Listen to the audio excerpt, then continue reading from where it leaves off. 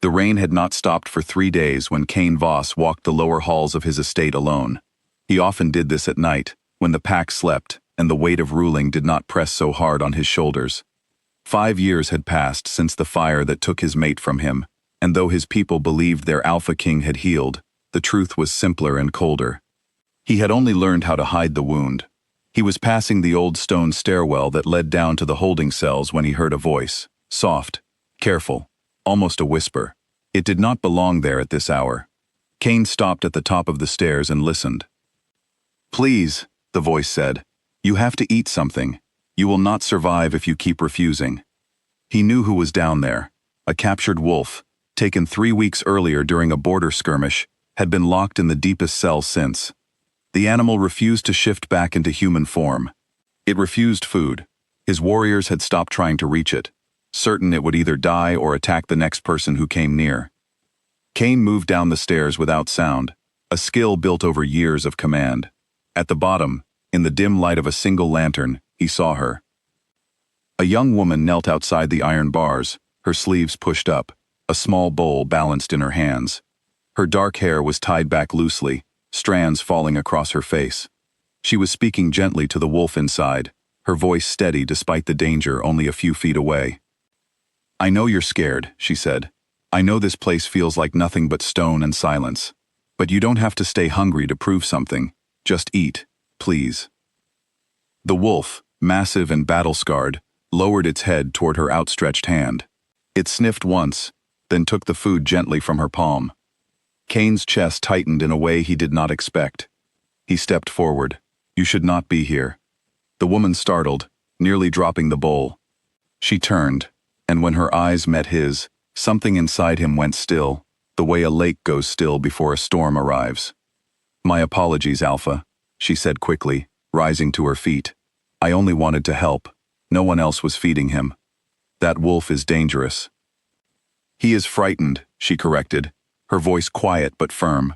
"There is a difference." Cain studied her. He did not recognize her, though something about her felt strangely familiar, like a name sitting just out of reach on his tongue. "What is your name?"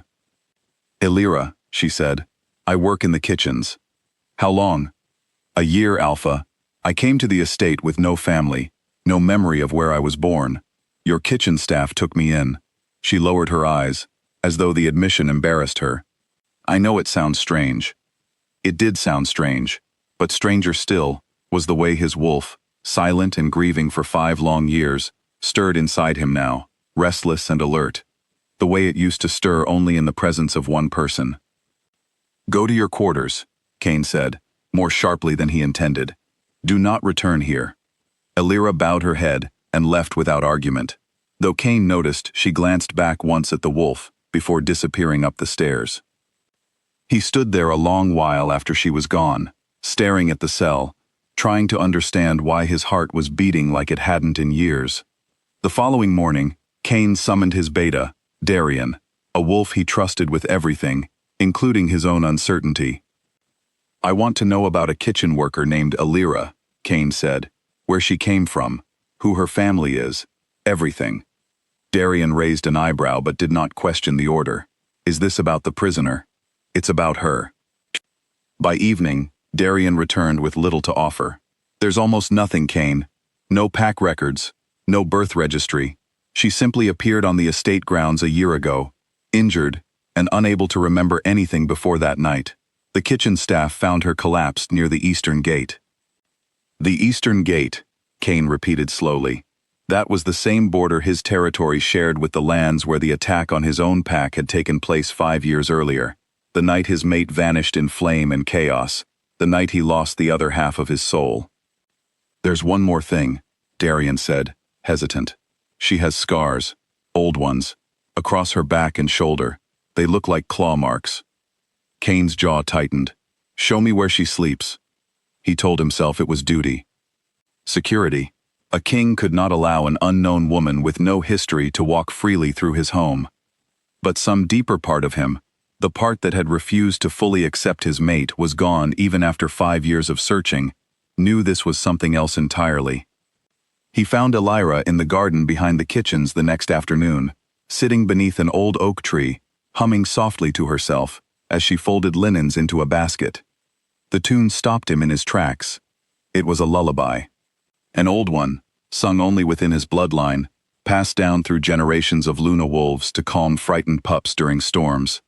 He had heard it only once before, sung by his own mate the night before she disappeared, her hand resting over her heart as she taught it to him with a soft laugh, promising she would sing it to their children one day. "Where did you learn that song?" Cain asked, his voice rough. Alira looked up, startled again by his sudden presence. "I don't know," she admitted. "It comes to me sometimes. I don't remember where I heard it. It just feels familiar, like something from before." "Before what?" "Before the fire," she whispered, and then her eyes widened, as though the words had slipped out without her permission. "I don't understand why I said that. I don't remember any fire." Cain took a step closer, and his wolf howled inside him, desperate and aching. "Elira, look at me."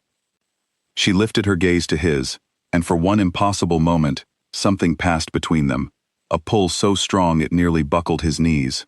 He had felt this only once before in his life, on the day he first met his Luna, when the bond between true mates had settled into place like a key finding its lock.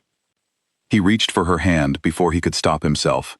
The instant their fingers touched, a warmth spread through his chest, old and familiar, like a fire reigniting from embers he thought had gone cold years ago.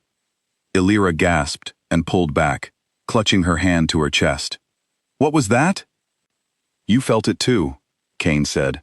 It wasn't a question. "I don't know what I felt," she said, her voice shaking. "I need to go." She hurried away before he could stop her, leaving Cain standing alone beneath the oak tree, his heart pounding with a hope he was terrified to trust. That night, Cain could not sleep. He paced his study, going over everything Darian had told him. No family, no records. Found near the eastern border, with wounds that matched an animal attack. A voice that flinched at the sound of his own. A lullaby only his bloodline knew. And the pull, the undeniable, bone-deep pull that only existed between true mates. He made his way down to the holding cells once more, unable to stay away from the one piece of the mystery still locked behind iron bars. The captive wolf lifted its head as Cain approached, its eyes sharp and intelligent in a way that unsettled him now more than before. "Who are you?" Cain asked quietly. "And why does she matter so much to you?" The wolf only stared back, unwilling or unable to answer. Cain made a decision. He would not wait any longer for pieces to fall into place on their own. He returned to the servants' quarters and found Alira awake, sitting by her window, staring out into the dark rain. "I need to speak with you," Cain said. "Now." She turned to face him, fear and exhaustion written plainly across her features. "Alpha, please. I don't understand what is happening to me. Since you arrived, I keep remembering things. Fire, running, someone screaming my name, but it isn't the name anyone here calls me." "What name?" Tears filled her eyes. "I don't know. It's just out of reach, like trying to hold on to smoke." Cain crossed the room and knelt in front of her, taking both her hands gently in his own this time, giving her the chance to pull away if she wished. She did not. "5 years ago," he said, his voice low and steady though his heart raged inside his chest, "my mate disappeared the night our pack was attacked at the eastern border. I searched for a year. I found nothing. No trace. Eventually, everyone told me she must be dead, and I stopped looking, though I never truly believed it, not in my heart." Elira's breath caught. "Cain," she whispered. The name left her lips like it had always belonged there, and the moment it did, something inside both of them broke open at once. Memories crashed into her mind, like a wave finally released from behind a dam, fire consuming the trees around her. A wolf, her guardian, dragging her away from danger, blood staining his fur. Voices of enemies who had orchestrated the attack, wanting to eliminate the Luna bloodline before it could grow stronger. Hiding, running, a spell placed upon her to erase her memory and mask her mark, meant to keep her safe until it was finally time to return home. "They took everything from me," Elira gasped, pressing a hand to her forehead as the memories overwhelmed her. "My name, my memories. My place beside you. I didn't even know I had a place beside you." Cain pulled her into his arms without hesitation, his entire body trembling with disbelief and relief so powerful it nearly broke him. "You are my Luna," he said fiercely. "You have always been my Luna. I never stopped feeling it, even when I convinced myself I had lost you forever." She clung to him, sobbing quietly into his chest, 5 years of stolen time crashing down all at once. "I fed him," she whispered. "Your captive wolf. I didn't know why I felt so drawn to protect him. He was trying to protect me too, wasn't he?" "All this time." "He was," Cain said gently. "He never stopped." The next morning, Cain ordered the cell unlocked. The wolf inside, weak but alert, finally shifted, revealing a man Cain recognized instantly, a sworn guardian from his own pack, who had vanished the same night as his Luna. He had spent 5 years in hiding, protecting her in secret, waiting for the moment it would finally be safe to bring her home. Cain called his pack together that same day, standing before them with Alira at his side, her hand held firmly in his own. "For 5 years," he announced, his voice carrying across the gathered crowd, "I believed I had lost the other half of my soul. I was wrong. She was taken from us, hidden, and protected by a loyal guardian who never abandoned his duty. Today, I present to you my Luna, returned to where she has always belonged." The pack erupted into cheers, relief and joy spreading through the crowd, like sunlight breaking after a long storm. Alira, still trembling from the weight of everything she had regained, looked up at Cain with tears in her eyes. "I don't remember everything yet," she admitted softly, "but I remember you. I think some part of me always did." Cain brought her hand to his lips, pressing a gentle kiss against her fingers. "Then we will remember the rest together." The guardian who had protected her for 5 long years was honored before the entire pack, given a place of respect among Cain's most trusted warriors.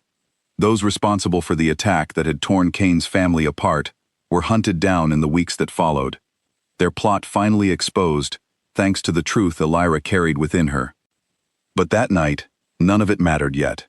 Cain simply held his mate close beneath the same oak tree where he had first felt the pull of the bond reawaken, both of them finally home after 5 years of loss neither had chosen. He had ruled as a king without a heart for 5 long years, cold and unreachable to everyone around him, and all that time she had been quietly feeding the one piece of home he had left, without ever knowing that she herself was the only home he had ever truly wanted.